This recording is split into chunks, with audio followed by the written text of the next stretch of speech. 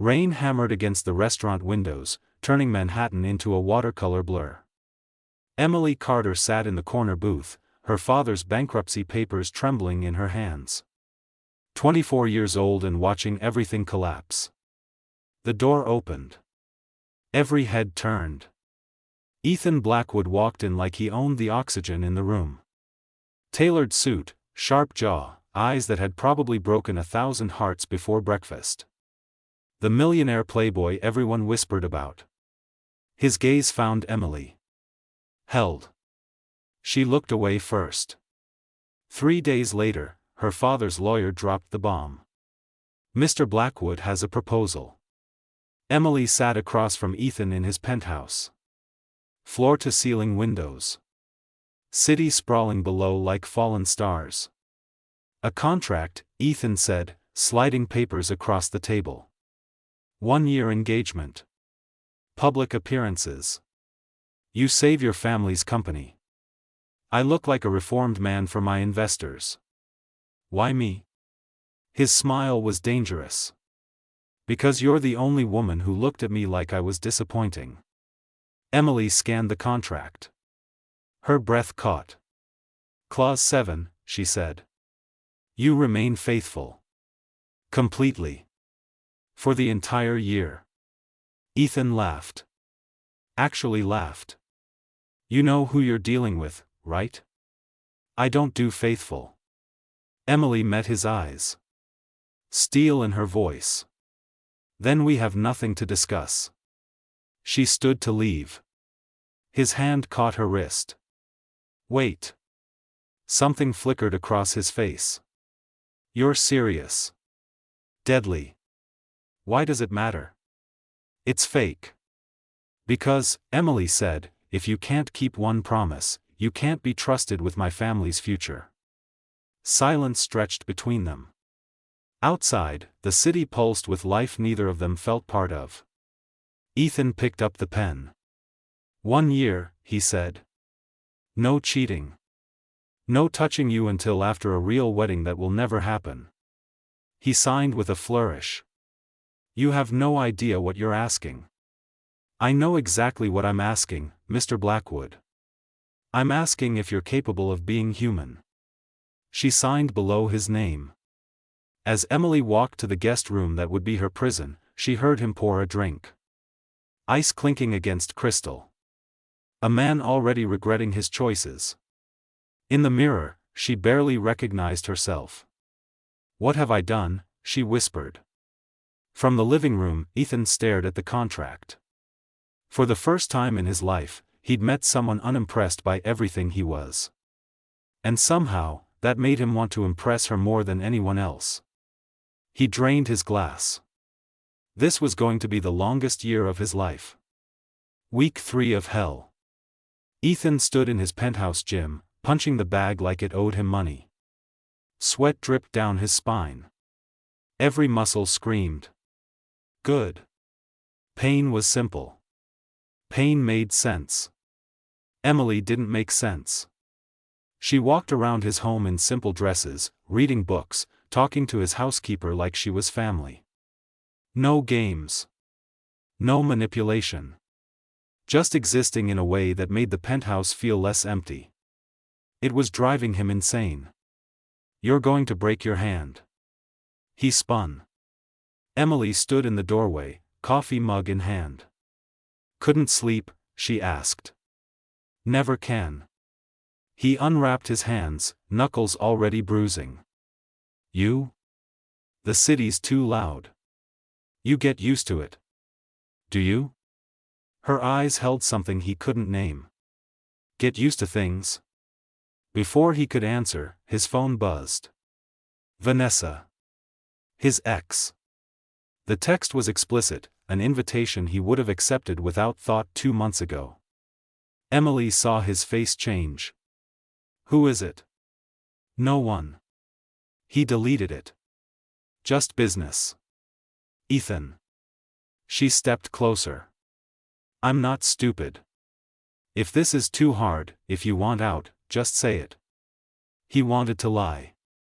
Wanted to tell her it was easy, that he didn't think about breaking the contract every single day. It's not too hard, he said instead. It's just different. Different how? I don't know how to be around someone who doesn't want something from me. Emily set down her coffee. Maybe that's the problem. You think everyone's transactional because that's how you've lived. Isn't this transactional? Yes. But it doesn't have to be cruel. The gala was worse. Emily wore midnight blue. Simple. Devastating. Every man in the room noticed. Ethan's jaw clenched so hard it hurt. A business rival, Marcus Chen, approached with predatory interest. Ethan. Who's this vision? My fiancé. The word felt foreign. Emily. Pleasure. Marcus took her hand too long. Tell me, Emily, how does someone like you end up with someone like him? Someone like me? Emily's smile was poisonous honey. You mean someone who doesn't need his money? Marcus laughed. Walked away. Ethan pulled her aside, voice low. What was that? What was what? That. You defending me. I wasn't defending you. I was being honest. She adjusted his tie, fingers brushing his collar. Not everyone sees you as a paycheck, Ethan. Some of us see the man drowning underneath. His breath caught. She walked away before he could respond, leaving him standing there like an idiot, heart doing things it had no business doing. Later that night, Ethan found her crying in the guest room. He knocked. Entered without permission. What happened? Nothing. I'm fine. Emily. I said I'm fine. Her voice cracked. I just miss my old life, okay? I miss not being a trophy. Not being stared at. Not pretending. Ethan sat on the edge of the bed. Careful. Distant. I know this world is terrible, he said quietly. I know I'm terrible. But you're stronger than anyone I've ever met. They whisper because they're threatened. By what? I have nothing. You have something none of them will ever have. Integrity. Emily looked at him, really looked, and for a moment the contract didn't exist. Just two people, equally trapped, equally desperate. Ethan, can I ask you something? Sure. Why did you really choose me? He should have lied. Should have given her the practiced answer. Because when you looked at me in that restaurant, you looked disappointed. Like I was wasting potential. He met her eyes. No one's ever looked at me like I could be better. Emily's hand moved toward his. Stopped. Pulled back. Good night, Ethan. Good night. He left before he did something catastrophic. Like tell her that this fake engagement was starting to feel more real than anything in his actual life. In his bedroom, Ethan stared at the contract on his desk. 8 more months. He'd never survive it, month 5. Spring bleeding into summer. Emily stood on the penthouse balcony, Manhattan stretching endlessly before her. Inside, Ethan laughed at something on his laptop. The sound made her chest ache. This wasn't supposed to happen. She wasn't supposed to notice how he took his coffee. How he always made sure she ate. How his rare, genuine smiles felt like sunlight breaking through storm clouds. Emily? Ethan appeared beside her. You okay? Just thinking. Dangerous habit. He leaned against the railing, close enough she could smell his cologne. What about? How strange this all is. Playing house with a stranger. Are we still strangers? She met his eyes. I don't know what we are. The moment stretched. Heavy. Charged. His phone shattered it. Ethan glanced at the screen. Something crossed his face, too fast to read. I need to take this. Business. He disappeared inside. Emily didn't mean to follow. Didn't mean to stop outside his office door, left slightly ajar. Ethan's voice drifted out. Low. Intimate. I know. It's complicated right now. Pause. Vanessa, I can't just walk away from the contract. There's too much money involved. Another pause. Longer. Of course I miss you. This whole thing with Emily is just business. You know that. Emily's world tilted. 7 more months and I'm free. Then we can figure us out. I promise. She backed away. Silent. Numb. In the guest room, she stared at her reflection. Stupid. So incredibly stupid. She'd actually started to believe he was changing. That maybe beneath the armor was someone worth knowing. But Ethan Blackwood didn't change. He just got better at pretending. That night at dinner, Emily couldn't look at him. You're quiet, Ethan said, concerned. Something wrong? No. Just tired. Emily. I said I'm tired, Ethan. Let it go. He didn't. After dinner, he cornered her in the hallway. Talk to me. Please. Why? The word came out sharp. Broken. So you can lie better? Confusion flooded his face. What are you talking about? Vanessa. Your phone call. I heard everything. Ethan went pale.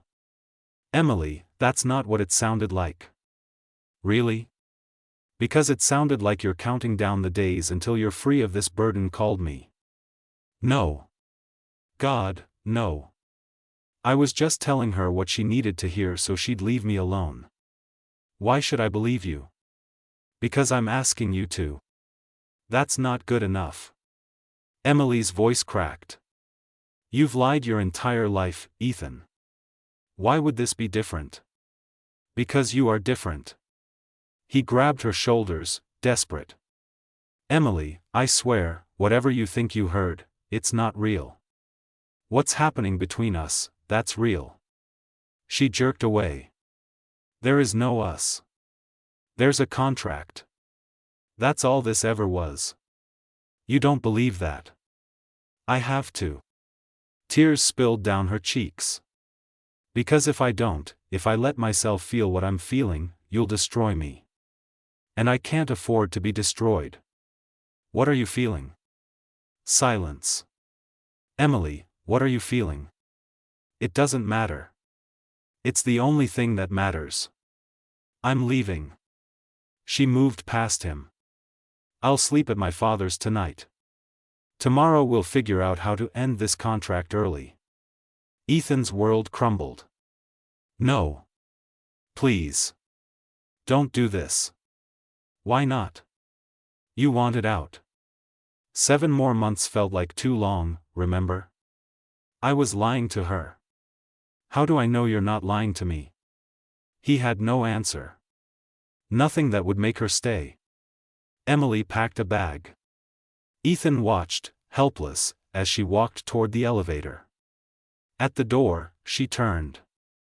For what it's worth, I almost believed you were becoming someone better. Someone worth loving. The elevator doors closed. Ethan stood in the empty penthouse, surrounded by marble and art and meaningless luxury. His phone buzzed. Vanessa again. He threw it across the room. It shattered against the wall. What have I done? Outside, rain started falling. The city lights blurred. Inside, Ethan Blackwood realized he'd just lost the only real thing he'd ever had. And he had no idea how to get her back. 3 days of silence. Emily sat in her childhood bedroom, surrounded by peeling wallpaper and memories. Her father knocked softly. Emily? There's someone here to see you. If it's Ethan, I don't want to see him. It's not Ethan. She opened the door. Marcus Chen stood in her living room, expensive suit, calculated smile. "Mr. Chen?" "Call me Marcus. I came to make you an offer." He sat without invitation. "I know about your contract with Ethan. I know it's falling apart. And I know your father's company is still drowning." Emily's blood ran cold. "How do you know that?" "I make it my business to know things." He leaned forward. "I can save your father's company. Right now. Full bailout. No strings attached." "There's always strings." "Smart girl." His smile widened. "All I need is one thing. Information about Ethan's upcoming merger. Documents he keeps in his penthouse. You still have access. You want me to steal from him. I want you to survive. Your father has maybe 2 weeks before everything collapses completely. Ethan's distracted, heartbroken, vulnerable. Now's the perfect time." Emily felt sick. "No. Think about it. He used you. This whole contract was about his image, his money, his needs. Why do you owe him loyalty?" "Because unlike you, I have integrity." "Integrity doesn't pay bills, sweetheart." Marcus stood. "My offer stands for 72 hours. After that, your father loses everything." He left his card on the table. After he was gone, Emily's father entered. "Emily, you can't seriously be considering this." "I don't know what else to do, Dad. Everything's falling apart." "Not like this. Not by becoming what you hate." She stared at the business card, hating herself for even thinking about it. That night, Ethan appeared at her door. Rain-soaked. Desperate. "Emily, please. Just listen. I can't do this right now. I ended it with Vanessa. Completely. Told her I was in love with someone else." Emily's breath caught. "Don't." "Don't what?" "Tell the truth." He stepped closer. "I'm in love with you. I don't know when it happened. Maybe the first night you called me disappointing. Maybe the moment you signed that contract without flinching. But it happened. You don't love me. You love the idea of something you can't have. That's not true. Prove it." "How?" Emily pulled out Marcus Chen's card. Told him everything. Ethan's face darkened. "He's trying to destroy me." "I know. Are you going to help him?" The question hung between them. Heavy. Dangerous. "I don't know," Emily whispered. "My father's dying company, your merger documents. What would you do?" Ethan took a shaky breath. "I'd choose family. Every time. Even if it meant betraying someone you claimed to love." "Yes." He met her eyes. "Because that's what love is. Sacrifice." Emily felt tears coming. "Ethan. Take the documents." His voice broke. "Save your father. I'll survive. I always do. You're giving me permission to destroy you. I'm giving you permission to save what matters." He cupped her face, thumb brushing away tears. "Because that's what you do. You save things. Even broken billionaires who don't deserve it." "Stop. I love you, Emily Carter. And if losing everything I've built is the price for you to be okay, then burn it all down." She kissed him. Desperate. Drowning. Neither sure if it was goodbye or beginning. When they broke apart, both were crying. "I can't take your documents," Emily said. "I won't. Then your father loses everything. So we find another way." "There is no other way." Emily pulled back. "Then I'll lose him. But I won't lose myself doing it. And I won't lose you." Ethan stared at her. "You're choosing me over your father?" "I'm choosing integrity over destruction." There's a difference. Emily, your father will never forgive you. Probably not. She smiled through tears. But I'll be able to live with myself. Can you say the same about all your choices? Silence. Then Ethan laughed. Actually laughed. You're insane. I'm in love with you. Same thing. He pulled her close. We're going to lose everything. Not everything. She pressed against his chest. Not each other. That's not enough to live on. Then we'll figure it out. Together. Ethan held her like she was oxygen. Like she was the only thing keeping him human. I don't deserve you. I know. But you're stuck with me anyway. Outside, the storm raged. Inside, two broken people chose each other over everything else. It should have been their happy ending. It wasn't. Because the next morning, Emily's father had a heart attack.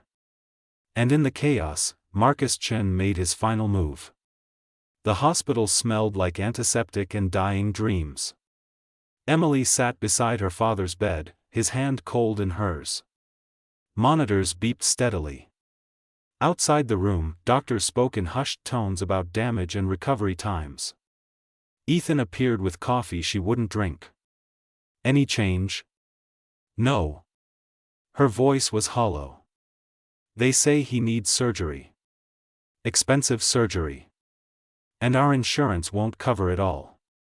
How much? More than we have. More than we'll ever have. Ethan pulled out his phone. What are you doing? Fixing this. Ethan, no. I won't let you pay for it. Emily, I have the money. It's sitting there doing nothing while your father dies. Let me help. And what happens after? I owe you forever. He knelt beside her chair. You owe me nothing. This isn't about the contract or deals or transactions. This is about the woman I love watching her father die because I'm too stubborn to help. I can't accept your charity. It's not charity. It's love. That's what people who love each other do. Before Emily could respond, a nurse rushed in. Miss Carter, your father's awake. He's asking for you. Emily ran to his side. Her father's eyes fluttered open, weak but aware. Emily. Dad, don't talk. Save your strength. No time. He coughed. Listen. The company. I know you want to save it. But some things aren't worth saving. Dad, please. Your happiness matters more than my pride. If Ethan can help, let him. Don't throw away love for a sinking ship. But it's your legacy. You're my legacy. Everything else is just money. He squeezed her hand before the nurses ushered them out for surgery. In the waiting room, Emily collapsed against Ethan. I'm scared. I know. What if I lose him? Then we'll face it together. But you're not losing him. Not today. Hours crawled by. Finally, a doctor emerged. The surgery was successful. He'll need months of recovery, but he should make a full return to health.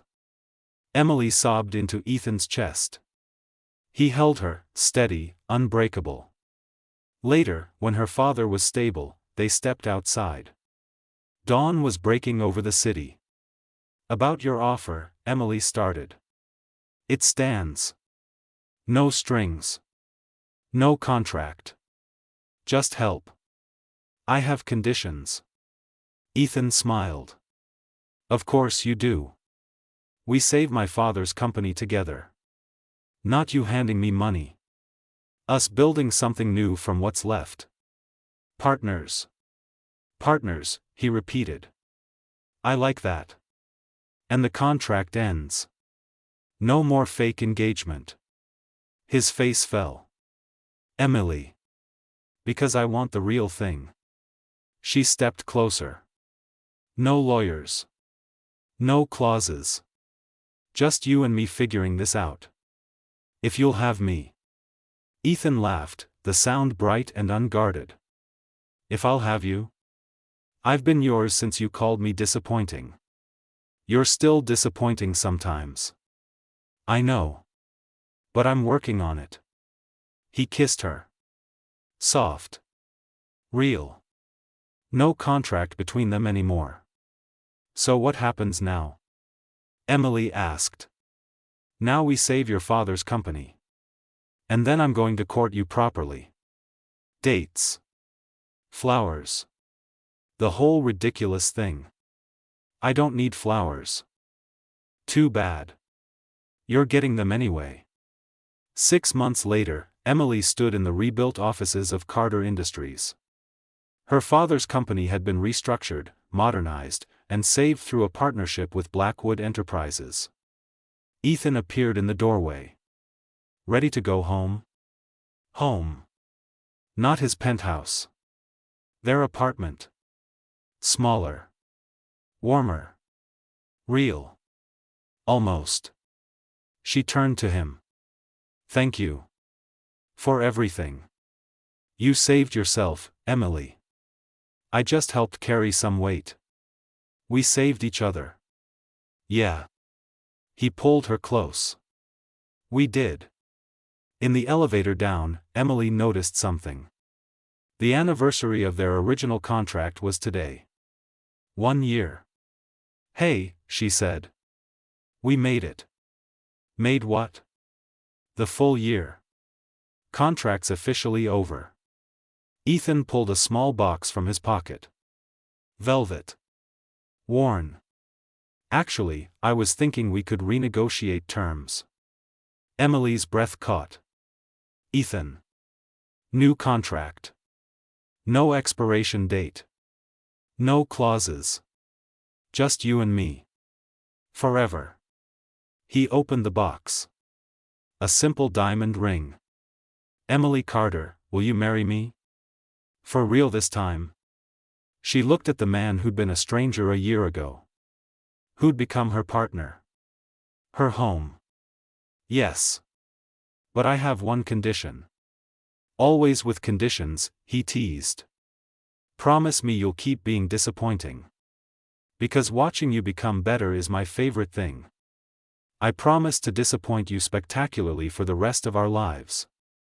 She kissed him there in the elevator, between floors, suspended in a moment that felt like flying.